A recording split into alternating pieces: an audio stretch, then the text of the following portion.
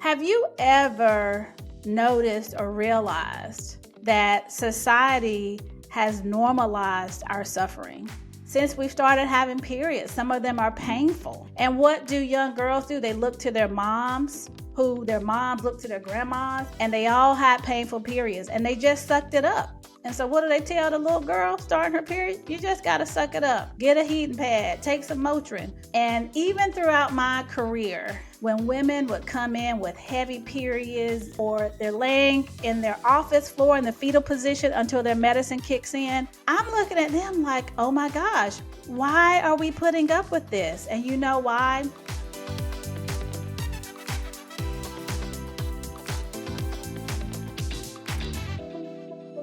Hey everybody, it's Dr. V, and today we are going to get into the nuts and bolts of what perimenopause is and menopause is, and we're going to be starting our journey to unlocking some of the secrets of how to thrive during this time of our lives.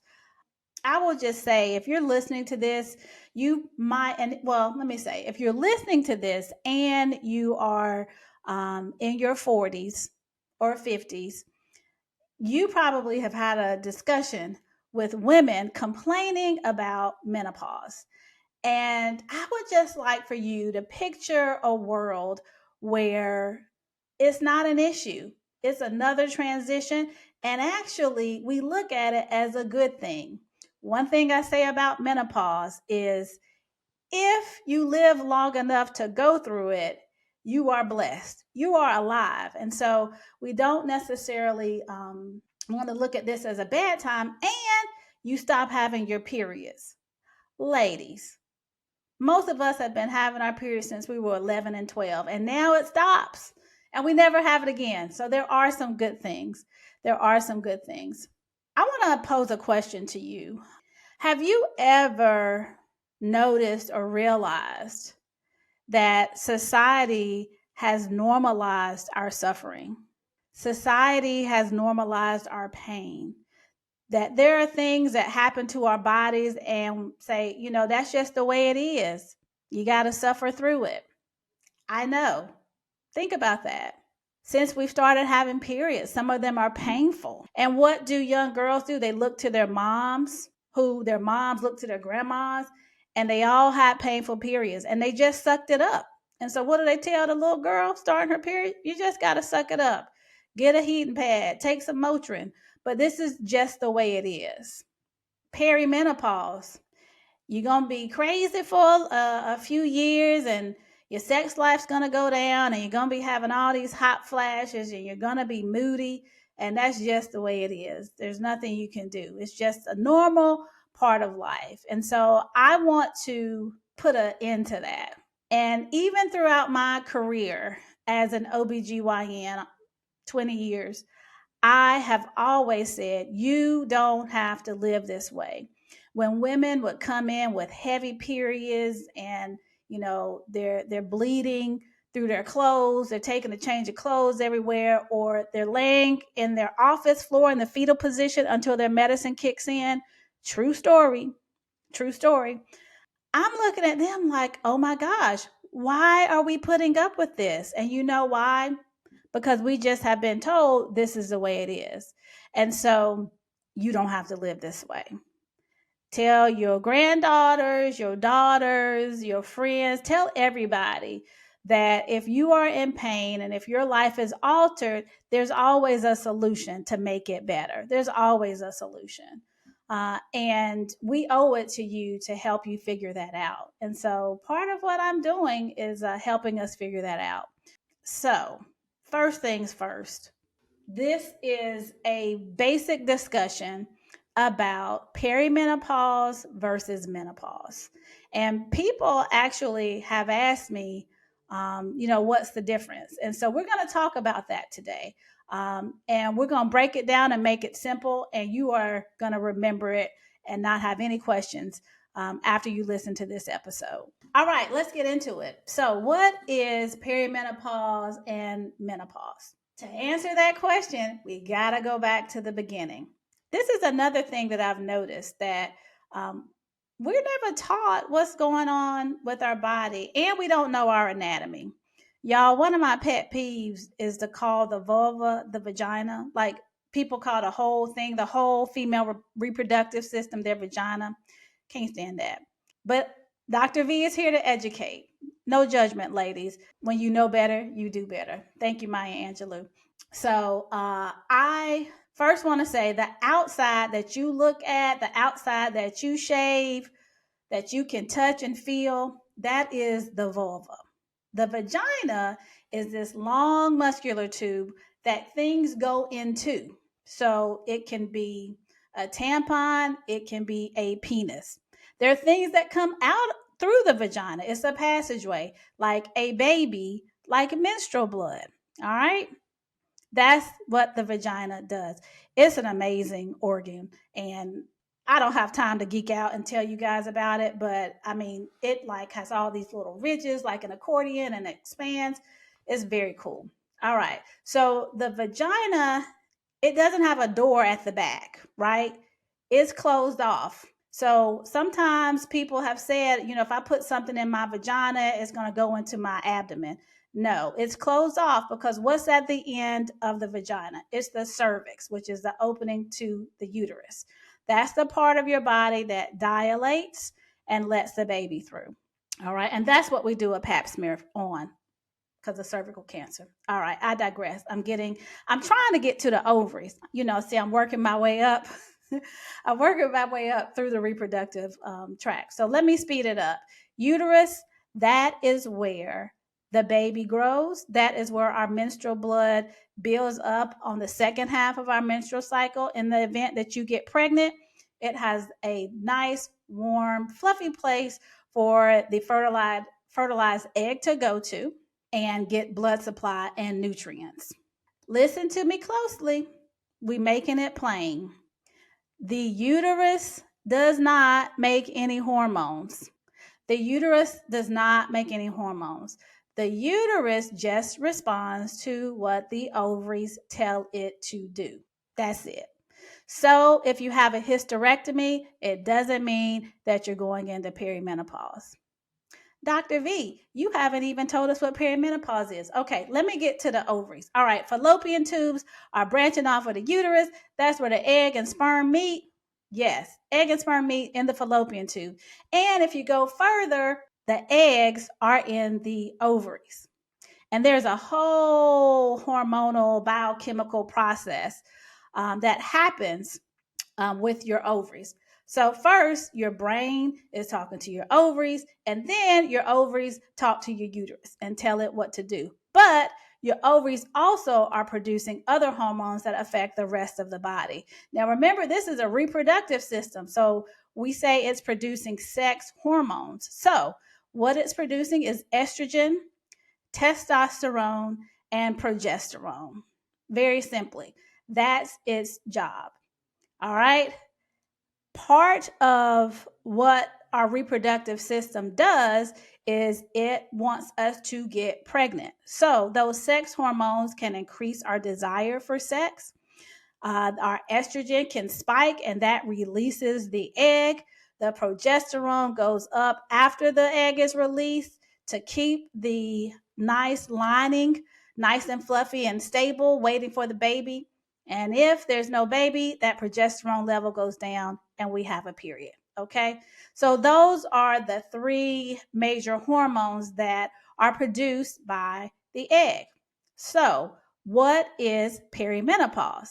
Perimenopause is the time of a woman's life where she starts to transition from her reproductive years to when she stops and has her last period.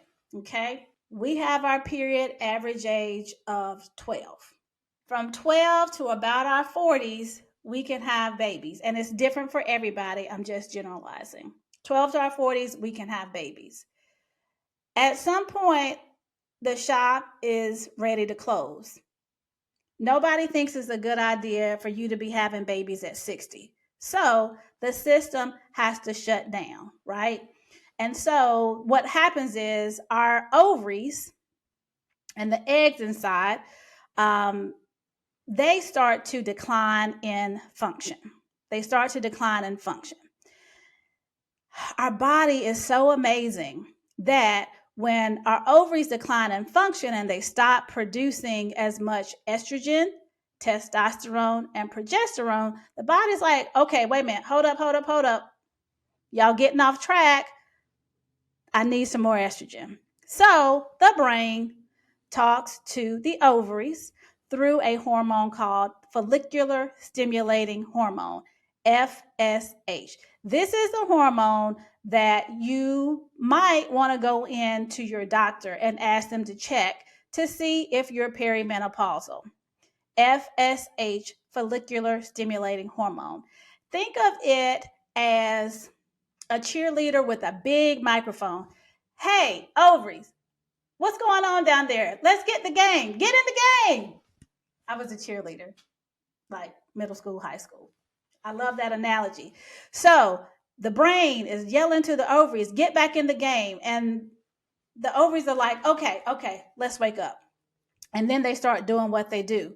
Sometimes they're startled back in to their jobs and they can overshoot and those hormones go back up. And then they're like, we're tired now. So then they go back down again. And the brain is like, okay, wait, you're doing it again. So it spikes back up. So perimenopause is a time where your hormones are doing this. And because of that fluctuation, that causes you to have changes throughout your body, throughout your mind. And it's not like you gradually are going down, right? It's this thing. And so perimenopause can be an interesting time. And a lot of things can be happening to your body. There supposedly are over 35 symptoms. And y'all, I'm 49 and I've had some of them. And I was like, what? I did not know that was a symptom. All right. So, gosh, dizziness. I do Pilates and dizziness is not welcomed. Dizziness, never had it. Joint pain. Joint pain is also a symptom. Who knew? All right. So the common things though are hot flashes and night sweats. So hot flashes is when you get hot all of a sudden. You can get really, really hot or you can break out in a sweat. And this can happen at any time during the day. When they happen at night, which for a lot of women may be more common, it causes night sweats. And that's what we call vaginal dryness. All right.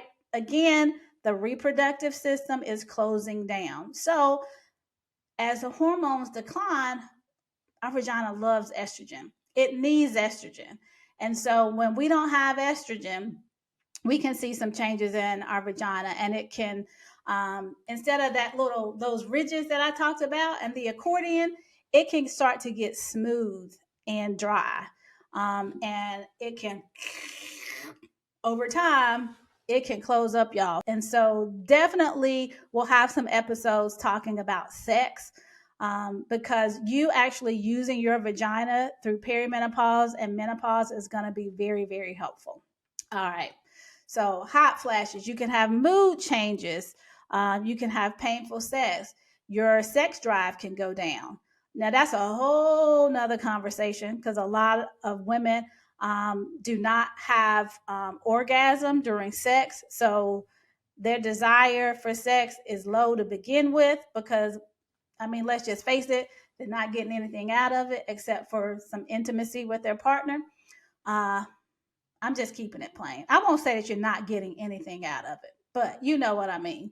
So this time of your life, your sex hormones that are really kind of boosting you up to want to have sex, those are declining. So that can potentially get even worse. And let me just tell you, it does not have to be that way. It does not have to be that way because sex is a complicated thing. Sexual desire, sexual arousal is a complicated thing. And you don't just need your ovaries and your hormones to do that. It can all happen in your mind, right? I have several 60 and 70-year-olds that are having great sex and they don't have estrogen and they don't have testosterone. Now, all right, little secret. For some women, there is a time where your sex drive can go up during perimenopause because your estrogen levels can be down and your testosterone levels can be higher and it dominates. And like men who potentially think about sex way more than we do, when that testosterone is elevated, you can actually have an increase in your sexual desire. And so there is a short window of time. I've talked to several women, to a lot of women, and there is that window for most of us. And so if you can catch it and recognize it, then you can take advantage of it and start to really learn your body, learn to enjoy sex. So as you go into menopause, your sex life can be better. All right. Weight gain, weight gain is also another symptom of perimenopause. So I think I've covered the major ones. And a lot of people are asking, like, what is happening? And that is what is happening. Your hormones are fluctuating and they ultimately are declining. And so let's get to the definition of menopause. Menopause is when you have not had a period for one whole year. When you have not had a period for one whole year. Okay. So it is the hallmark of your last period. It's the last period of your reproductive life. Yay. Oh, happy day, right? Well, some of those perimenopausal symptoms continue through menopause. So when you stop and have your last period and it's been a year, it's not like, good night, folks, the show is over. It's like, no, it can continue because perimenopause really encompasses the time around menopause. And so for a lot of us, the biggest time is when we're having those fluctuations initially when we're not used to that. Our hormones used to stay nice and high, but now perimenopause is, and then menopause is, you've gone down and they stay down. And so some of the things that we need to know for menopause is that we need to be increasing our muscle mass. We need to be exercising and walking because our bone density can decline. Estrogen is a hormone that helps make our bones stronger. And so when you don't have that, it potentially can cause your bones to become softer and easier to break. Your muscle mass declines. And so your balance, and the support of your joints can be an issue, and that can cause pain. And so increasing your muscle mass will help with your mobility. It'll help with your balance. And y'all, we just gonna look better if we're toned. But you gotta have that muscle mass also to just keep that metabolism up, keep that furnace burning. Another thing that happens is that, 50s, 60s, you have an increased risk of cardiovascular issues. And so what do most people die of in America, male or female, is heart disease, heart attacks, strokes, things like that. And so exercising, eating right, which is including whole foods, fruits and vegetables, increased fiber, are going to help all of that. All of that. So I kind of gave you a little bit more than the definition. I wanted to kind of show you what the perimenopausal period looks like and the menopausal period looks like. So again, menopause is when you have had your last period and you have not had a period in a whole year. Perimenopause is that transition to stopping your periods, where your hormone levels fluctuate in your ovaries. All right, last tidbit I will say, if you are starting to notice changes, like your periods are starting to change, maybe they're getting heavier or they're spacing out. Every time you have a period, you need to circle on a calendar or put it in your phone when that period happened. Because once you have had no period for a whole year, you are officially menopausal. If you start having bleeding after the menopausal period, then that deserves investigation. We usually are making sure that you don't have endometrial cancer or polyps that can put you at risk for endometrial cancer. So be marking that on your calendars and counting down to the day that you don't ever have a period again. All right, so we know the definition of perimenopause, menopause. We know some of the symptoms. What can you expect? Next episodes, we're going to break down our symptoms and how we can treat them and how we can manage them and even maybe stop them all together. So we'll talk about medications, but I'm really going to put a lot of emphasis on what you can do with your lifestyle to help yourself feel better, look better, think better, sleep better. Oh man, there's so many things that you can do. All right, so stay tuned. Stay tuned to more of Office Visits with Dr. V as we, walk down this path together. If you like this episode, please give us a thumbs up. Don't forget to subscribe and hit that little bell thing. I think it's a bell thing for notifications. So that you will not miss an episode because I'm giving it to you, ladies. I am giving it to you. We are going to thrive through perimenopause and menopause. So if you have any questions or topics that you want to hear, you can put it in the comments. You can contact us through Office Visits with Dr. V website. All of that will be down below. I am looking forward to this journey that we're all taking together. And I look forward to your questions and your comments and even to things that you have done that have proven to be helpful. We are going to learn from one another. This is going to be a safe place. So until next time, this is Office Visits with Dr. V. Take care.